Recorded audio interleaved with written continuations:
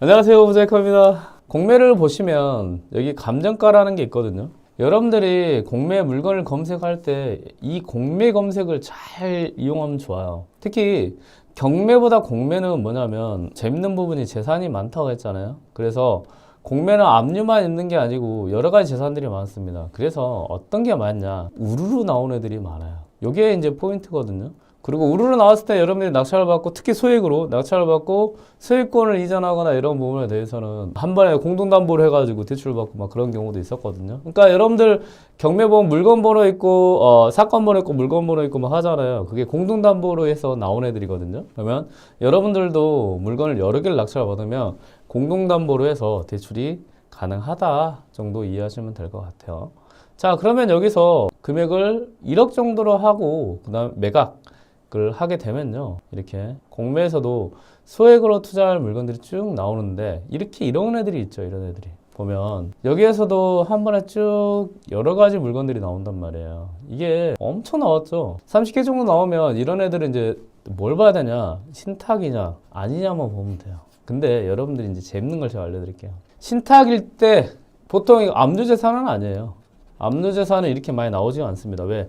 개개별로 세금에 의해서 나온 거기 때문에 이렇게 나오진 않아요. 그러면 재산 종류 중에 보면 신탁공매이거나 아니면 나머지 재산일 가능성이 높아요. 그러면 여러분들이 뭘 봐야 되냐? 이 신탁공매 같은 경우는 이거는 이제 권리분석이라는 게 좀 필요합니다. 왜? 여기 있는 임차인이 나머지 재산들이 재밌는 거예요. 나머지. 천안시 서북구 시세 한번 봅시다. 그러면 충남 천안시 서북구 두정동 아크로텔, 이거네요. 아크로텔 두정. 이것보다 큰 물건이었어요. 그리고 월세는 그래도 뭐 45에서 50 이상 나올 수 있는 물건이고, 그리고 크기도 지금 아마 얘가 가장 큰 지금 33.5 하나인데 또 지금 타입 좋죠. 타입 왜 좋냐?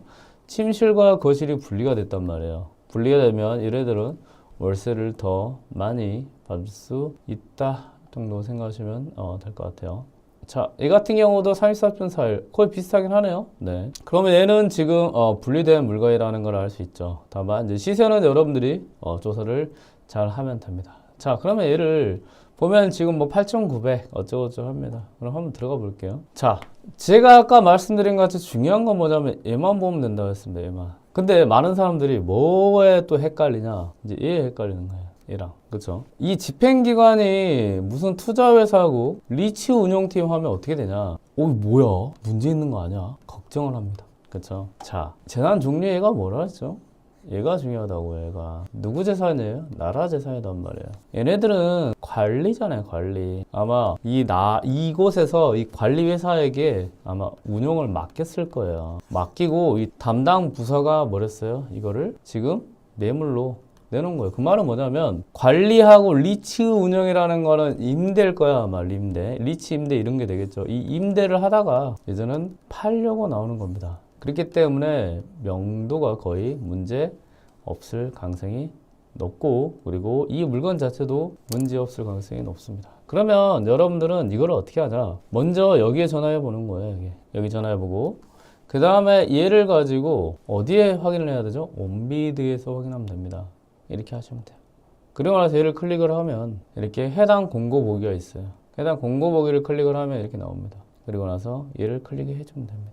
그러면 아크로 두정해갖고 일반 매각 공고했고 지금 매각가 20% 할인 중이라고 하네요. 그럼 여러분들이 시세를 좀 알아보면 좋겠죠. 그리고 여기는 이제 입주자님 어쩌고저쩌고 안녕하십니까 합니다. 그래갖고 종료되어 일반인에게 매각하기로 하여 안내드립니다. 그 다음에 관심 있는 사람은 연락달라 하고, 그리고 참고로 일반인이 매각되더라도 입주자분들 임대차 기간 동안 아무런 피해 없습니다. 그러면 여러분들은 이거를 임차인이 있는지 없는지, 그리고 임차인이 있으면 여기 월세 조건으로 아마 임차인이 계속 있을 수 있게 한다 정도 생각하시면 돼요. 그리고 여기 연락하시면 됩니다. 이거 중요한 건 뭐냐? 여기에 만약에 공실이다. 이게 중요한 거예요. 임차인이 있으면 임차인의 계약 요건을 확인을 해서 월세를 더 받고, 그리고 이 보증금을 어떻게 할지, 내가 더 내야 될지 말아야 할지. 자, 그러면 이 공실입니다. 공실이면 어떻게 될까요? 이곳이나 1588 어쩌고 전화번호 있잖아요. 전화하셔가지고 제가 바로 쓸 수 있는지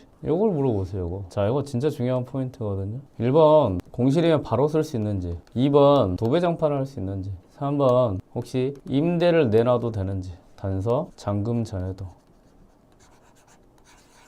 한마디로 여러분들이 잔금을 안 내더라도 이 행위를 할 수 있다고요. 이걸 하면 여러분들이 소유권을 이전할 때 잔금을 내고 임대를 하고 월세를 맞추고 중개소에 내놓고 몇 개월 동안 이 공백을 뭐 할 수 있죠? 네, 손해를 메꿀 수 있어요. 그리고 더 좋은 거, 이걸 왜 꼭 알아봐야 되냐? 정말 중요한 포인트거든요. 지금 목공 정말 잘 들으셨습니다. 물건이 우르르 나왔으니까. 우르라는 50채죠, 50채. 50채가 한꺼번에 나왔습니다. 뭐가? 공실 50개가. 근데 임차인이 50명이 기다리고 있다? 아마 안 그럴 가능성이 높습니다. 이거는 먼저 빼는 게 임자입니다. 먼저. 요거 먼저 하셔야 됩니다. 이거 무조건. 이해됐죠? 이런 물건들을 접근하는 방법이 있어요. 이런 거는 그냥 우르르 나올 때 이게 특징입니다. 이런 건 그냥 낙찰받고 소유권 이전하고 다른 공매 물건하고 똑같이 하다 보면 어떻게 되냐? 여러분들이 임대하는 과정에서 이제 말려버려요. 그런 게 아니에요. 이렇게 압류 재산이 아닌 경우에 이렇게 우르르 나왔잖아요. 그러면 어떻게 이 물건을 내가 빨리 활용할 수 있는지에 대한 부분을 확인하시면 됩니다.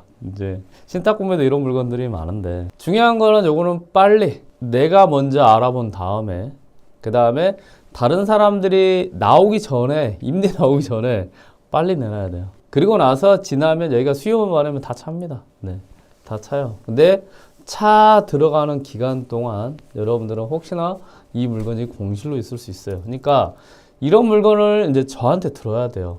이게 팁인 거거든요. 그러니까 한마디로 여러분들이 낙찰 받아볼까 하고 기다려버리면 3개월에서 6개월이 훅 가버립니다. 그럼 여러분들이 월세 50에서 60, 70까지 받을 수 있다고 하면 그걸 손해보고 이자 손해보고 그렇지 않아요? 그리고 공실로 있다고 하면 또 여러분 스트레스 받잖아요. 근데 그게 아니고 사람들이 수요는 많지만 아직 공실 상태가 아닐 때 어떤 다른 애들이 공실 상태 아닐 때 빨리 이런 물건을 낙찰 받고 그리고 낙찰 받을 때 물어보는 거예요. 물어봐서 요거를 내가 바로 쓸 수 있는지 없는지.